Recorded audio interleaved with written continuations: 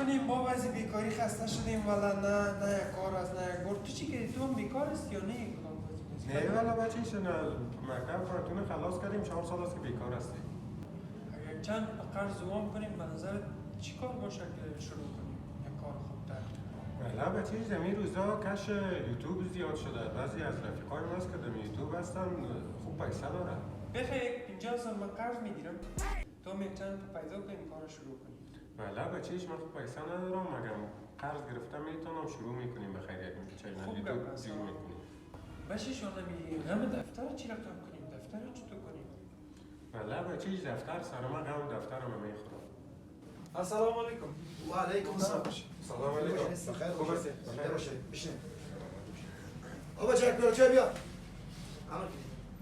بیادر میخوانی تا دیدیم خوشم آمده خوب خانه بود میخواستیم امیر به کرایه بگیریم. کمی نداره کرایش 7000 است و ما یک سال پیش کرایه گیریم. یک چیز اگر که ما مراحت کنیم ولی مراحتش دیگه 2 ماه مراحت کرده میتونم 10 ماه پیش کرایه گیریم دیگه در کرایش مراحت کرده میشه. صحیح؟ درست است خیر قرارداد برامون میشه. اینه بچه شال دفتر هم گرفتیم وسایل هم خریدیم ولی سوژه به نظر چی جور کنیم؟ سوژه من یک سوژه کمدی دارم اون سوژه را پیاده میکنیم. به نظر من از کمدی که باز این بخش خرید و فروش و موتر خوب نیست. نه خرید فروش نمیشه خرید فروش بیننده نداره. این بچهش اینه سوژه هم جور نکردیم سوژه هم موند سوژه ما هم نتیجه نداد از تو هم نتیجه نداد چی رقم کنیم؟ بیا وقت زیاد داریم باز یک سوژه یافت میکنیم مال فیلم سایکو. بچهش تو سایکو این سوژه رو یافت کردیم چطور است؟ چندان سوژه نیسته ای چی سوژه است؟ ایش خونش نیستی چی است؟ خب سوژه‌ای که تو هم گفتی چندان چیزی نبود.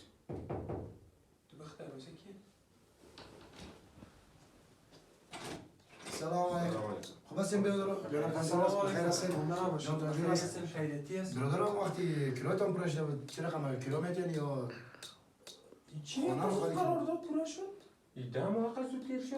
شما خواستین برادر این قرارداد است که کرایه نمیتین بتین نمیتین خانه رو خالی کنین برادر اینجوری پوستکتون خانه رو خالی رو کنین. بده گپ زدن تا یاد بگی چی میگی؟ چی؟ درگاه بودم افا.